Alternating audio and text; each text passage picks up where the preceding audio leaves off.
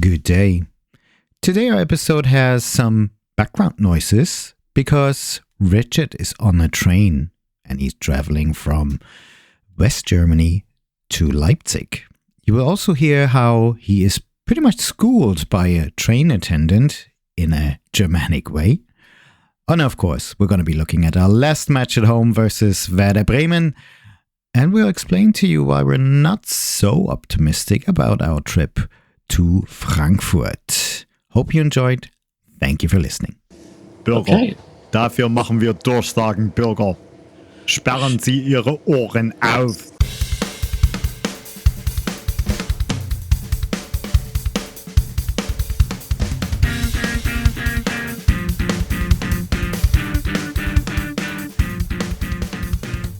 And welcome to RBLE Global Tracks Leipzig's fresh RB Leipzig podcast in English. It's brought to you by Richard and Mario. And amongst us, we are, still seized ticket holders, passionate supporters, and not very neutral local pundits. Both of us have been following Leipzig football since our childhood days. So, if you want to hear about RB Leipzig, capture the mood of the fans in the city, and if you want to go beyond numbers and statistics, you are in the right place. We're delighted to welcome you on board. Let's go. Auf geht's, Leipziger Jungs. Good evening, Richard. Where the devil are you? And Good how are you? Good evening, Mario. Yes, indeed, I am on board. I am on board the ICE 274, now somewhere in the middle of nowhere between Frankfurt and Fulda. This is my first ever podcasting out of a train. Maybe I'm the very first ever did this. Hopefully the Wi-Fi is stable enough to do this little show, and I'm looking forward podcasting and traveling with Deutsche Bahn. Hey, cool. Thank you for traveling with Deutsche Bahn, and thank you very much for podcasting. Ooh, there's an announcement. Richard, please proceed to the information counter. She just announces the next stop. It's Fulda main station. If you ever thinking about traveling to Germany, don't miss Fulda. It's like Kassel. It's also unmissable. Anyways, what are we going to talk about today? Just two topics, isn't it? Yeah, two topics. Basically, looking backwards to our last marvelous match versus Werder Bremen, 1-1 draw. And of course, we're looking forward to the next and very last match of the season, the away game at the Frankfurt Eintracht. Bamble City, here we come. Well, thank you very much, Richard. Let's do this. Let's look at Saturday's match. Well, let's revisit what happened on Saturday and talk about the match a little bit and look at some of the key takeaways from that in our last home match before the end of the season. And I would like to explain why Benny Henrichs gave it a 2 thumbs up. And I would definitely like to point out a fan's reaction from Werder Bremen, who posted something on Twitter, which was quite remarkable. So if you look at the conditions before the match, well, RB Leipzig had qualified for the UEFA Champions League. So it kind of took out some of the suspense and the pressure to actually get 3 points. It was very unlikely that RB Leipzig would finish in third place because the night before VfB Stuttgart had secured 3 points. And they actually got 70 points in this season, so well done to them. So we couldn't catch them anyway. And it was very unlikely that Bayern Munich would actually drop any points in their next match. So kind of stuck at fourth place, unless we lose. And if we were to lose and Borussia Dortmund were to win, they would have caught up with us. So, but at the end of the day, to be honest, my feeling was, well, it's kind of irrelevant where we actually finish up in this season, as long as we qualified for the UEFA Champions League, which we did. And I was just up for watching an entertaining match. And we had a sold-out crowd. This was really excellent. Also, Sector D felt very full, very busy. We didn't have any gaps, I think, just a very few gaps. Who knows where these people were? But it felt quite busy in our section at Sector D, which is renowned for displaying the letters RBL because a lot of people are missing. But not this time. Werder Bremen supporters were around. I think they came out in full force, took up all the tickets that they could get, plus a lot of people were dotted around in SV Werder green shirts, and they didn't have anything to fear because we're that kind of people. We're quite friendly, and they behaved as well. People with kids and families as well, also of Werder Bremen supporters, and the ones who were there of the active scene and making noise, made a lot of noise. Quite nice atmosphere, I must say. It was not aggressive, and we do appreciate that. But looking at the team and how the team would actually be on the pitch, I know Richard, when he predicted the starting 11, he talked about that as well. We knew there would be quite a few changes with Xavi being on a double yellow, being suspended, and also Xaver Schlager being out, well, really, really severely injured. He won't be back until November, December. He's going to miss the Euros, which is really such a shame. And there was a lovely gesture during warm-up of all the players. They were wearing a number 24 shirt, displaying a slogan. I don't know if that's the exact slogan, but coming back stronger. So everybody wore number 24, and we all wish Xaver Schlager a speedy recovery. Our thoughts were with him. And hopefully he will come back stronger, but it's going to take quite a lot of time. And unfortunately, there were more changes to the well-oiled machine. It was kind of falling apart, to be honest. With David Raum not being available, Danny Olmo not being available. But, wouldn't that increase chances of Elgif Elmas finally to appear in the starting 11? No, because Baumgartner wouldn't move, wouldn't budge, still part of the starting 11. And Šeško wasn't available either. He wasn't 100% match fit, so Paulsen would start. Also, small surprise, Klostermann appeared in the starting 11. And I must say, he had a really solid performance, so he's extremely reliable. Well done to him. The atmosphere in the stadium was a bit party-like. It was warm, sun was shining, and there was a motto that everybody should appear in the stadium wearing white shirts. So a lot of people did follow that, and the stadium appeared to be quite white. People in white shirts. So the mood was relaxed, and everybody was ready to see a good match of football. And to be fair, it started quite lively. And my impression was during the first 7 minutes, this team, which never played like this before in that constellation, were the more active team, created a little few more chances. They were the slightly better team, but after 7 minutes, I think Werder Bremen took over. Not that they were really dangerous, not that I thought they would score all the time. It's a similar feeling like when I watched TSG Hoffenheim, but maybe this is because it's the last stage of the season and I'm really getting end of season vibes. But you could clearly see that RB Leipzig, without Schlager and Haidara in midfield, without the creativity of Xavi and Olmo, is definitely weaker, less creative. We were missing the crosses from David Raum. Didn't think last year I would actually say that, but we were definitely missing those. And Openda seemed to be quite lost. Goaltender seemed to be quite lost, not as effective as we thought he could be. So it felt as if we were observing an RB Leipzig team at the beginning of the season who still had to find their ways of playing together, and at some point, everything would fall into place and RB Leipzig would be a well-oiled machine. It was nothing like that. Unfortunately, very disappointing performance by Paulsen. I know he was fighting, but somehow I didn't have much luck. And in the first half, I'm sorry, Nikolaus Seiwald was bad. I'm sorry, it wasn't really good at all. It was such a shame to see that. And of all, it all accumulated when he scored an own goal in the 34th minute. So it's not even the fact that SV Werder Bremen scored a goal. No, Seiwald hit the ball home into the net. Gulaschi couldn't do anything about it.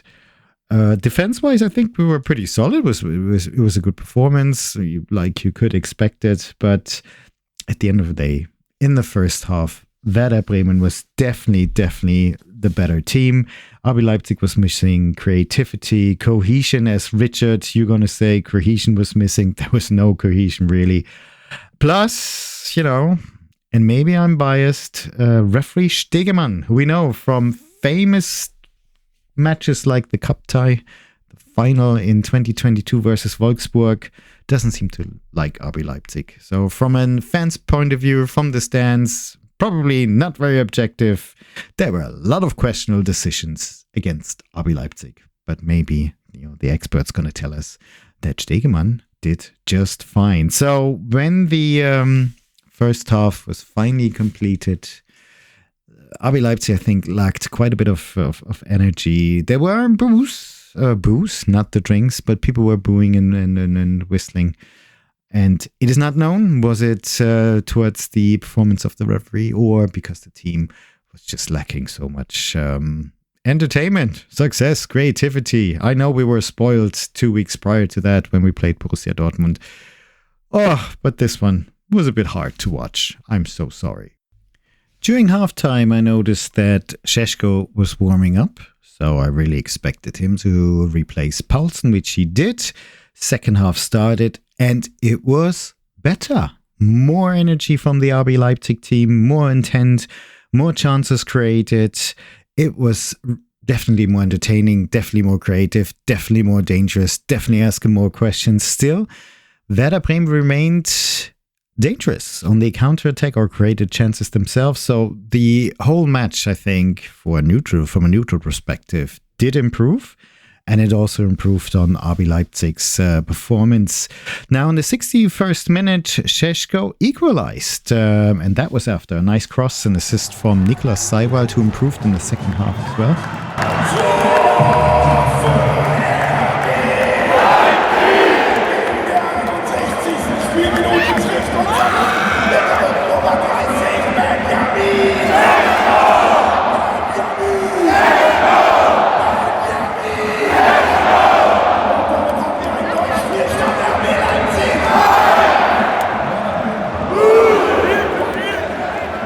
So I got a bit carried away, I must say. Really celebrated that goal. And I told my neighbor, because I got VfB Stuttgart vibes, They came back from a 1-0 deficit as well during that match in the first half. And remember, finished beating Stuttgart 5-1, unleashing a lot of power, immense amount of power. And I kind of suspected that could happen as well. Did get carried away and told my seat neighbor, hey, they're going to be 4 more.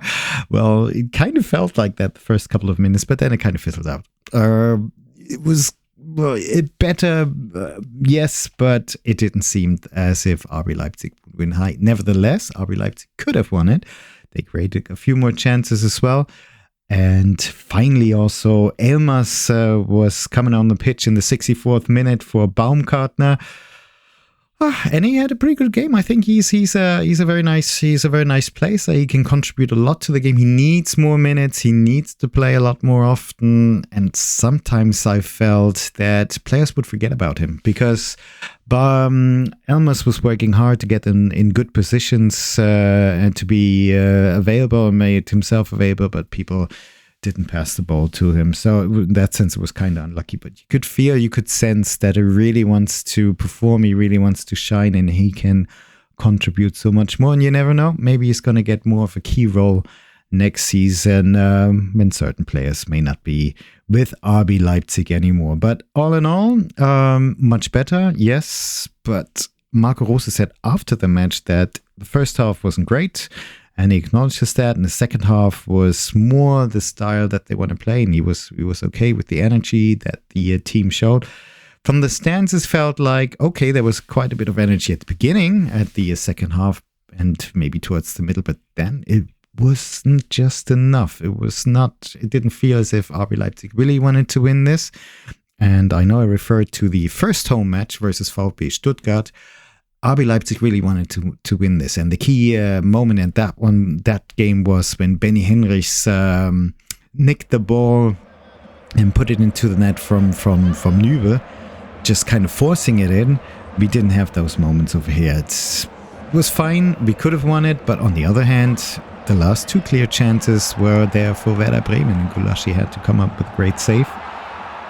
So I also feel that SV Werder Bremen could have won it, and that's how they felt, because when the final whistle was blown, they were really depressed. They were devastated that they didn't win their game, because they felt that they could have won it. So let's have a look at some key takeaways and some observations. Definitely the show that we enjoyed a couple of weeks ago of a well-oiled machine with everything falling into place versus Borussia Dortmund. Well, that well-oiled machine is kind of dismantled, and especially if key players are missing, like the ones we missed during the Werder Bremen match. And in German, we have a saying, der zweite Anzug paßt nicht, sort of like, if I translate it loosely, the second suit doesn't fit. We are not as strong without Olmo, Xavi, with the creativity of them. We are not as strong without the constant crosses of Raum. I know they got my nerves kind of last season because they weren't as successful and effective, but this season, much, much better. And on Saturday, we could observe what happens if we don't have them.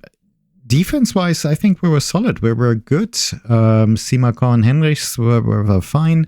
Orban, the boss, almost without any fault. Gulashi, a very secure goalie. So the defense-wise wasn't so much the issue. It was more midfield and a little harmless attack until Šeško came on. And one thing I noticed is number 5, Mr. Bichiabu. He came onto the pitch in the 77 minutes. So he got 13 plus minutes of playtime. And I noticed we're not used to his last name. So when Tim Turk announced his arrival, we were kind of unsure how to pronounce his last name. So Marco Rosa, I think he needs to play more often, because otherwise we will never learn his name. But when I kind of observed him when he was playing, and number 5, he is tall. He is he's a guy who really reminds me of Upamecano. And he had some decent scenes where he stopped some attacks of Werder Bremen in a very nice style.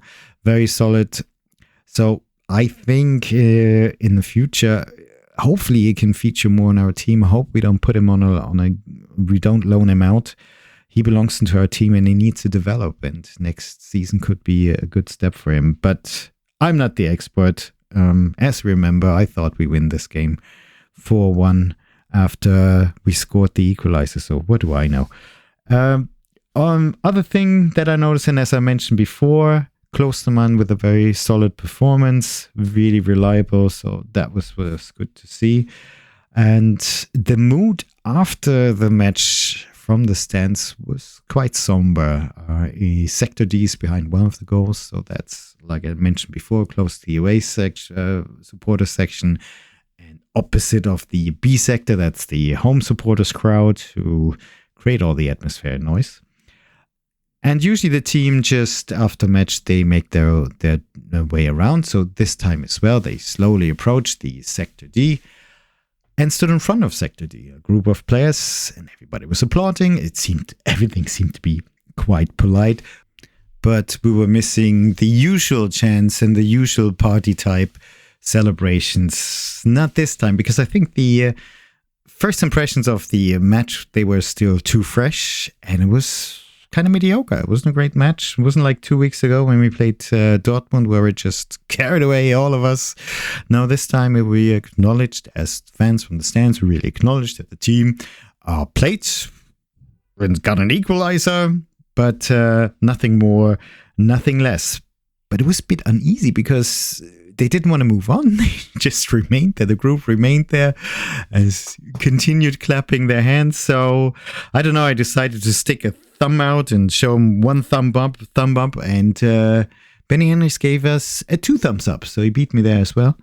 And then they finally moved on. But I think the mutual feeling amongst the fans is also, there is a feeling of gratitude, because it was a season with a lot of challenges, a lot of changes, quite a few long-term injuries as well. If you think of Olmo, that's kind of to be expected. And Willi Orban as well. Now Xaver Schlager will be out for quite a while.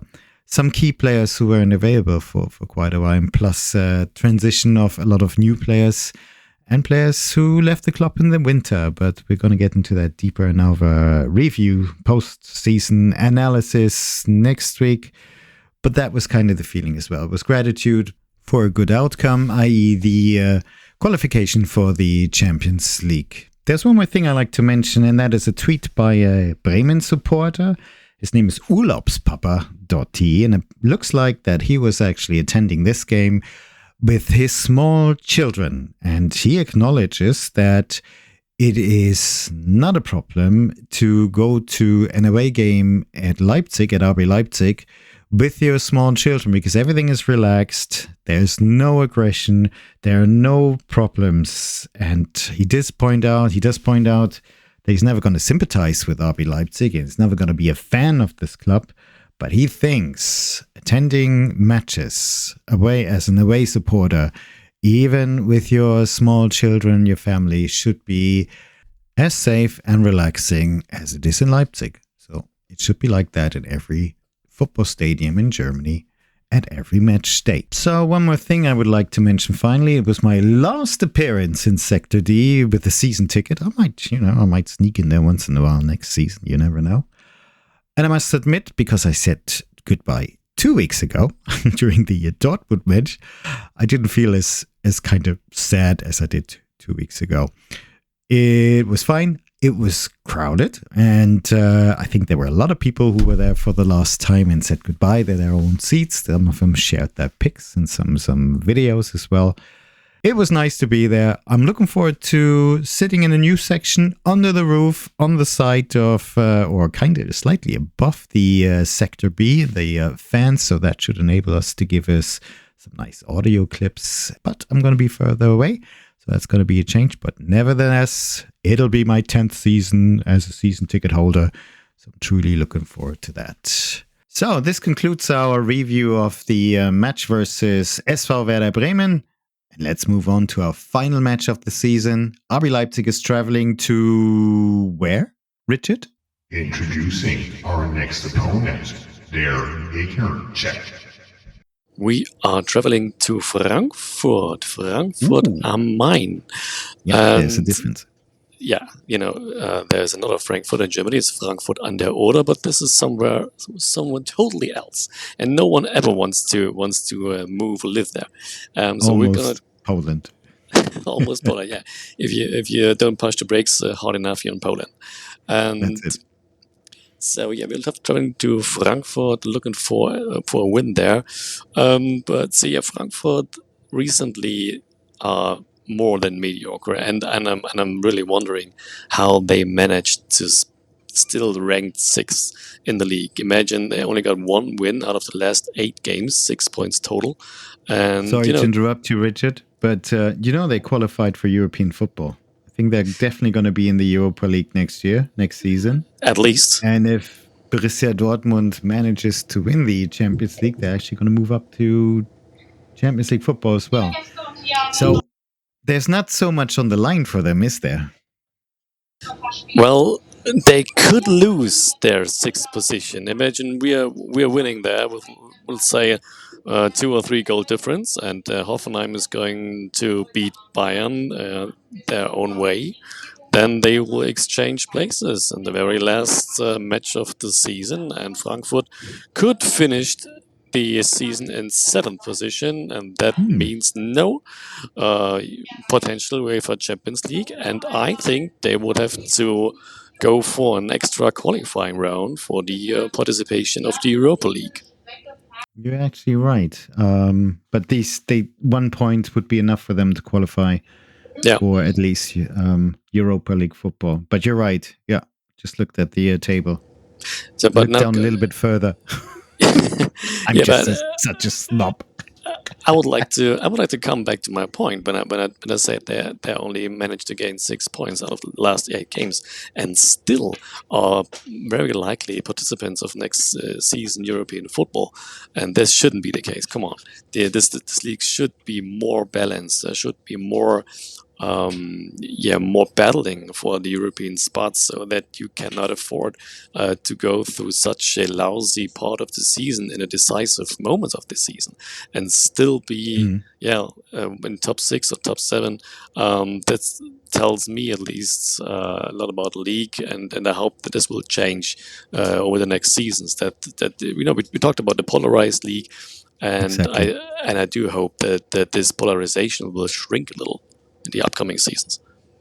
Yeah, I mean, Dortmund in 5th place is 14 points ahead. That is quite a lot, and it is quite extraordinary how split the whole league is. But I do remember back in January we hosted Eintracht Frankfurt. Both of us were actually in the stands and we watched the game. Frankfurt went ahead quite early, but we felt we had loads of time to at least get 1 point out of this and even win this game. And I remember RB Leipzig had countless chances. But it was the end of the transfer window in the winter, and I thought the sports director Kroscher, they put together some really interesting additions. From your point of view, how did the team actually do in the Rückrunde? Is it as promising as we thought, or is it as sort of mediocre as in the Hinrunde? They did a nice addition. Number 11, Hugo Ekitike. I think it's the only Bundesliga player that's name can be read backwards and forwards, and it's the same. Did you notice that? You and your funny things. That's whatever. And he came with a Don't lot call of, him Otto. He joined Frankfurt with a lot of a lot of lag. And there was a huge gap in fitness wise because he didn't play a lot at PSG, and I think he had an injury just before he joined Frankfurt, and then it took a little while until he managed to get into this team, and now it seems that he is way ahead of his teammates. So he has scored 3 goals in the last 4 games and 1 assist too, and the Eintracht Frankfurt took the opportunity to go for a permanent transfer. As I know, he came on loan initially, and they had the option to go for a permanent transfer, and so they did. And they paid, I think it was 3.5 million for the fee, for the loan fee, plus an addition of 16.5 million to sign him permanently. And in my opinion, this was a very, very, very good decision. Very economically wise decision, because I think he has the potential to be the next Kolomyani, who came from PSG as well. I think, no, he joined PSG, but he came from somewhere else. But he came out of nowhere and then surprised everyone. And if Hugo Ekitike is able to maintain his form through this summer, and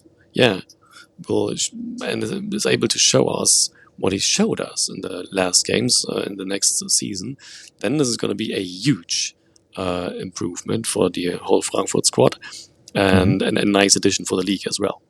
Okay, and I must agree. I noticed him as well in the last couple of games, and he's probably going to be on fire in his last game at home versus RB Leipzig. What about the other players? Some of the additions in the winter, and some of the players who actually joined Eintracht Frankfurt at the beginning of the season. What do you think how they developed over the course of the season? Well, to be honest, I am not quite sure what the key additions were before the start of the season, because I do feel that there's nearly the same old squad we saw last season. There's still a Mario Götze. I think Robin Koch.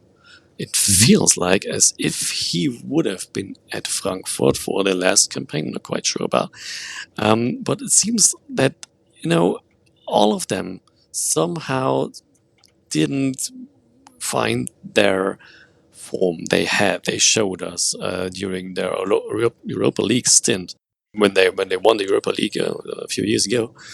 And they started well into the season, and since this Hoffenheim and Dortmund wins, I think they beat both of them, and the last win versus Augsburg, and since then yeah, is somehow just all of them has a decreasing form.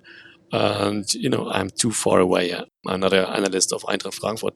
I can't really tell why this is the case. So I don't think we have to fear them, although they almost sure that they are going to throw everything to go for the win here because, it's the last home game. At first is that, and the other hand side, it's against RB Leipzig again. And, as always for the founders of European football, Eintracht Frankfurt, there's no win tastes sweeter, maybe versus Mainz, than a win tastes against RBL. So I expect them to go into this game with full intensity. And it's going to be interesting to see how our lads are going to handle that.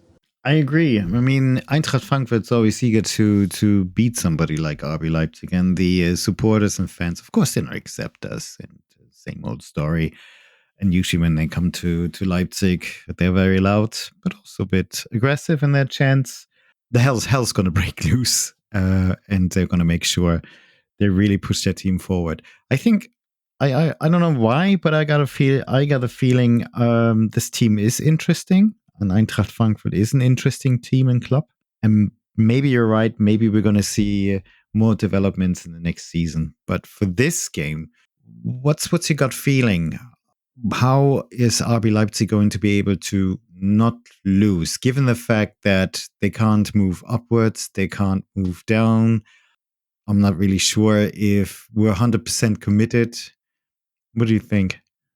Yeah, I don't see a win here for us. You told it we're not at 100% committed, and then keep in mind that the Euros are about to start in a few weeks, and our lads just saw what could happen in a game. So relying on, according to Xaver Schlager, who tore his ACL recently, and so our whole starting 11 is picked with players that are going to play in the Euros for the national teams, and no one has the idea to miss this opportunity to play for his colors, for his country in this important tournament by going too with too much intensity in a tackle or in a sprint or whatsoever.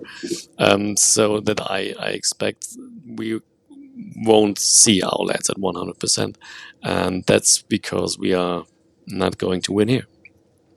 Because if you want to win in Frankfurt, you do need to go to 100%. Yeah, it's a cliche, but it sounds like you need 110%. And I agree. I got the same feeling, and in sense of how does that match excite me? Not very much, to be honest. And I expect us to lose, to be honest. 2-3-0, to be honest. That's going to happen. I'm not sure if you share that feeling, Richard. And not by 2 goals. I think we're going to lose 2-1. Okay. Two goals to 1. It's hard to predict the starting 11. So I'm wondering why our gaffer didn't send out Elmas from the beginning, and if he didn't, I agree. Yeah, and he didn't do this versus Bremen, so I don't expect him to do this versus Frankfurt either.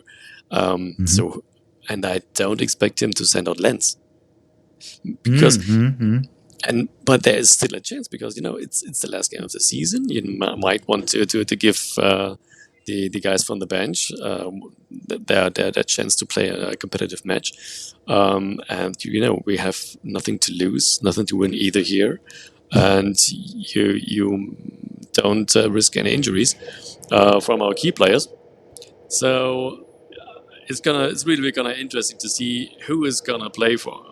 That's the tunnel. I think I will. Fine. I think I will pause my monologue until I'm getting out of the tunnel, or is it okay? I can hear you very well. I think the Wi-Fi is working. Okay, cool.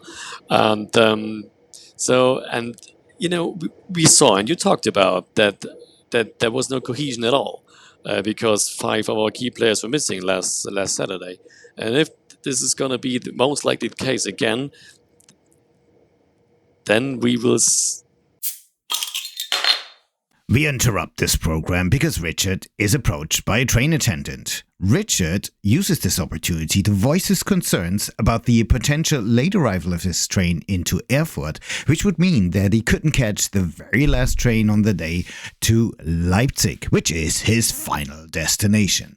The train attendant informs him that the train will be on time and he will be able to catch his connection. However, he also informs him that there has been an announcement previously. Richard replies that unfortunately he couldn't hear it because he was very busy with our podcast, that is.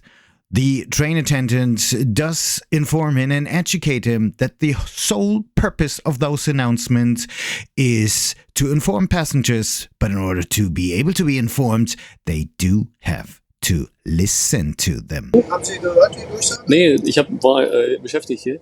Habe ich nicht mitbekommen. Dafür machen wir Durchsagen. Ja, ne, aber es ist ja gut, wenn Sie kommen, dann kann ich nochmal nachfragen, weil die nicht verschlafen haben. Okay, sorry, das nächste fasse ich auf. Richard promises to listen to those announcements in the future, and the train attendant moves on. So here it is, a prime example of German service. We do not only serve our customers, above all, we like to educate them. Let's get back to our program.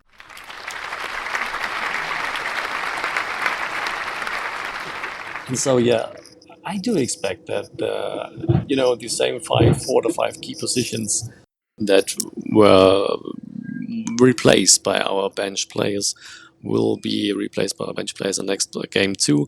And so this is the reason, because I don't expect any cohesion here either. So, and it's not really important if there's a Lenz who maybe get a chance to play a competitive match, or if there's an Elmas from the very beginning, because Elmas alone won't be able to fix this whole midfield. So yeah, we need Xavi to maybe get something here, but I'm not sure if he's gonna play. Maybe he won't play, because there is still the possibility that he will be at our club next season, or maybe he will leave and join another club, and he doesn't want the risk of an injury the same way, and maybe even more, because I told about the Euros and this unclear contract situation. So yeah, somehow a gut feeling about an upcoming match. It's like unnecessary. Yeah, it's like you could call it off and give him 3 goals and 3 points, and it's fine. If we could skip that, it would be better. So who's gonna Marco Rose gonna select this time? Liebe Fußballfans, wir beginnen jetzt mit unserer heutigen Mannschaftsaufstellung und natürlich, wie immer, mit unserer Nummer 1, Peter! Mit der Nummer 4, Willi! Rücke Nummer 6, Elif! Rücke Nummer 8, Amadou! Rücke Nummer 13, Nikolas! Mit der Nummer 17, Louis! Rücke Nummer 20, Xavi!